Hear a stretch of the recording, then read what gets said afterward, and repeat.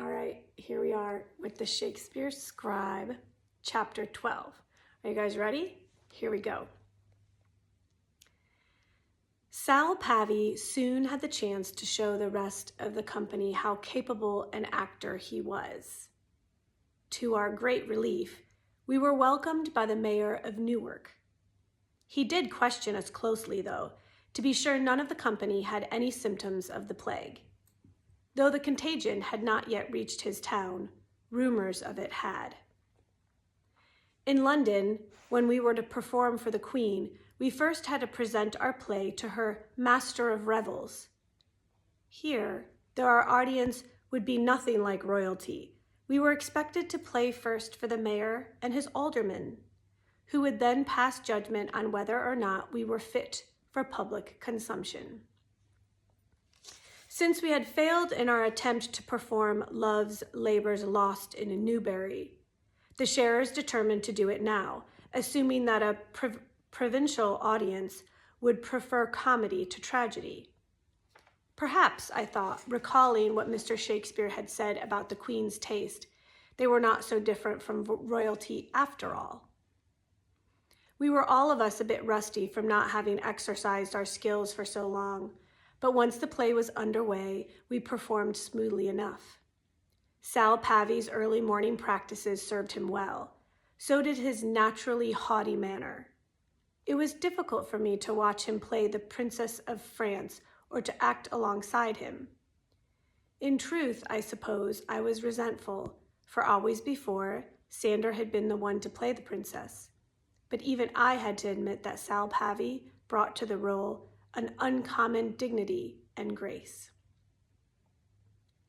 After the performance, he had praise heaped upon him by the sharers. Sam and I, not wishing to seem poor sports, said a few complimentary and wholly unconvincing words.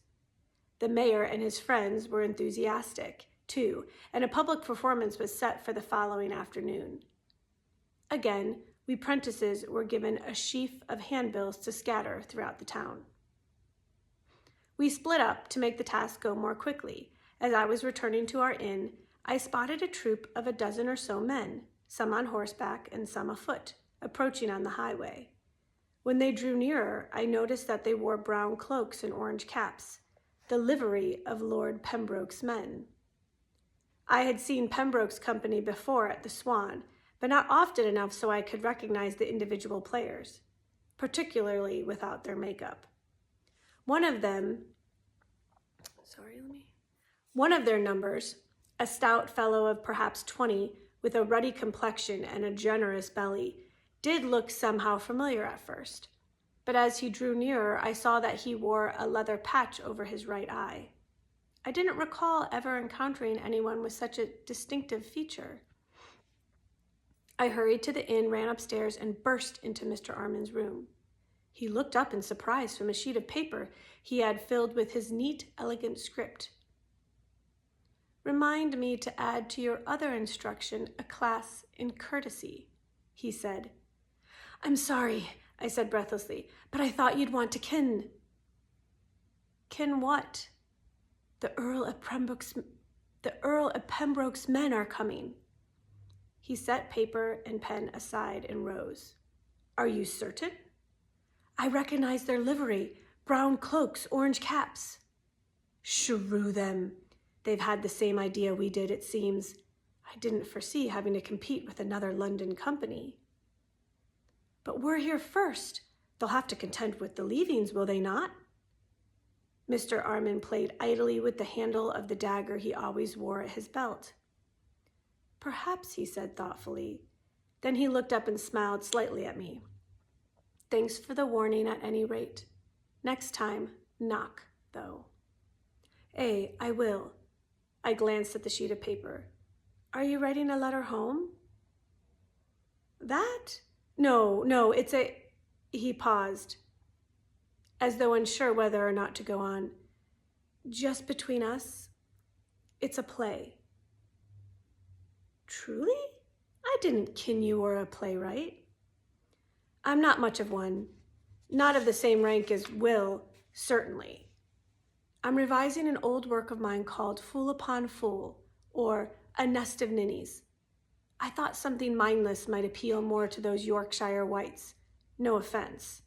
I'm Yorkshire born and bred myself, as you ken, he said, lapsing into the speech of the region.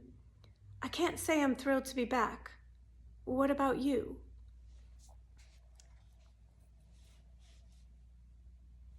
I shrugged. It's nothing to me one way or the other. If there's time, though, I'd like to visit the orphanage in York where I spent me early years. We'll make time, said Mr. Armand. For now, let's go to see what Pembroke's men are up to. But it seemed that our rivals had not taken rooms at our inn, for we saw no sign of them, nor had the other members of the company. Perhaps they've no money for bed and board, said Mr. Hemmings, with concern in his voice. They did appear somewhat shabby, I said. They had no carewares and no trunks, only packs slung over their saddles. My guess, said Will Sly, is that they've been forced to sell or to pawn some of their gear. They may have to change their name to Pembroke Men. We ought to keep an eye on our own equipment then, put in Jack. Oh, I hardly think they'd stoop to stealing, said Mr. Hemmings. They're a reputable company after all. Well, if they do, said Sam, Sally will surely stop them. This brought a laugh from some of the others and a kick under the table from me. If we could have seen a few hours into the future, no one would have found Sam's jesting the least amusing. Sometime after midnight, the door to our sleeping room burst open, and a voice shocked us from our sleep with a single word. Fire! I sat upright, rubbing at my eyes. Mr. Armand was stalking about among us, shaking the sleepers roughly. Get up! The wagons are afire! Come, there's no time to dress! He flung open the door that led to the gallery and ran outside. The hired men and apprentices staggered after him, half asleep still, barefoot and clad only in our nightshirts. We had brought the carewares into the inn yard and pulled them alongside the stable, assuming they would be safe there. We were wrong. The fronts of both wagon boxes were ablaze, and the flames were climbing the sides, threatening to set the canvas tops alight. In their flickering light, I spotted Sal Pavy shuffling across the inn yard, straining at the weight of a leather water bucket, whose contents spilled onto the cobbles and onto the hem of his nightshirt. Stunned, I stood clutching the railing of the gallery for a moment. Gog's blood, I heard Jack cry as he rushed past me. Pembroke's men are trying to burn us out. Then Will Sly yanked at my nightshirt, getting me into motion. As I scrambled down the stairs, a splinter jammed into one bare foot, but I ran on. Sal Pavy tossed what little remained of his bucket of water ineffectually at the burning wagon. Mr. Armand took the bucket from him and handed it to Jack. Fill it at the horse trough. The rest of you, take hold of the wagon tongues. We've got to get them away from the stable. Widge, see if you can pull those canvas tops off. While the men hauled at one careware, trying to get it rolling, I clambered aboard the other, and clinging to the high wooden side, began fumbling with the loops of rope that held the canvas in place. All together, heave, shouted Mr. Armand, and their wagon lurched into mine, nearly dislodging me. My bare foot struck someone on the pate. I glanced down to see that it was Mr. Shakespeare straining with his good arm at the spokes of one of the wheels. I pulled the last of the ropes free, flung the canvas aside out of the reach of the flames, and sprang for the other careware. I was too late. The canvas top on it was already burning. I believe we would have lost our battle with the flames had we not at that moment received reinforcements in the form of the innkeeper and his ostler. With their help, our men got the careware moving and pushed it across the cobbles to the horse trough. While Jack and Sam and I doused the fire with bucket after bucket of water, Sal Pavy seemed to have disappeared. The rest of the men returned for the other careware. Within minutes, both fires were out. The players dragged our costume and property trunks from the wagon beds.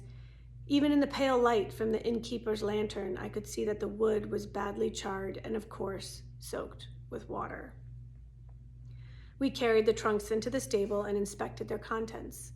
The armor and weapons and other properties were mostly undamaged, but the top layer of clothing was scorched, and all of it was wet. We spread the garments on the hay in the loft to dry, and leaving Jack and Will Slide to guard them, retired to our beds, grateful that our bedding at least had not been in our wagons.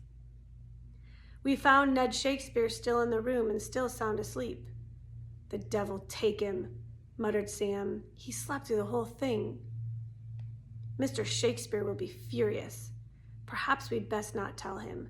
I may not have noticed." But as I said this, I caught a movement in the corner of my eye and turned to see Mr. Shakespeare standing in the doorway. He clearly saw his brother's sleeping form, but he said nothing, only shook his head as though he had expected nothing more and turned away. After we washed up, I got Sam to draw the splinter, or at least most of it, from my foot. "How do you suppose the fire began?" he asked me. Mr. Armand said it looked as though someone had dropped burning bundles of straw into the front of the wagon beds. "Who would do such a thing, and why?" "Someone who dislikes players, I'd say. A fanatical Puritan, perhaps." Or maybe Jack was right. Maybe it was Pembroke's men trying to get rid of the competition. After the night's excursions, we were all, with the exception of Ned and Sal Pavy, cross and tired the next day. Mr. Phillips and Jack had suffered superficial burns. To my surprise, they came to me grudgingly. In Jack's case, for medical advice. The best I could do for them was to smear on a salve of tallow mixed with comfrey, but it seemed to give them some relief. Despite everything, we managed a passable performance that afternoon and took in a respectable box, most of which we promptly laid out again to have the damaged costumes repaired. The town councilors profited as much as we did, or more, for they had men passing through the crowd hawking bottles of ale. As we stood behind the curtain waiting to go on, Sal Pavy, in his guise as the princess, surveyed my dress, which was less elegant than the one I usually wore when playing Rosalind. "Why are you wearing that?" he asked distastefully. "Because me better one has half the skirt burned away. This dress, too, had an unpleasant smoky odor to it, as did Sam's. Sal Pavy's costume had escaped the conflagration, dandy that he was. He had taken it from the trunk beforehand and hung it in the stable to air out." "Well, you look more like a milkmaid than a maid in waiting," he said. I let his remark pass, but I suspected Sam would not, and I was right. "Did you know you've a hole there?" Sam said innocently. "Where?" Sal Pavy demanded, twisting his head around and feeling the fabric at his rear with both hands. "Right in the middle of your bum," Sam said, and went into a fit of laughter that, though he muffled it with one hand, I was sure he could be heard out front. Sal Pavy flushed angrily and hiked up his skirts, stalked off a short stalk, as the area behind the curtain was but 1 pace in depth and perhaps 10 from side to side. "Oh my," said Sam, "I have offended Her Majesty." Halfway through the play, I caught a glimpse of one of Pembroke's men, the paunchy fellow with the eye patch, standing just inside the door of the hall, watching the proceedings soberly, not like one who has come to enjoy himself, but like one who is sizing up the competition. Somehow I suspected he had not bothered to pay his penny. And that concludes Chapter 12 of the Shakespeare Scribe.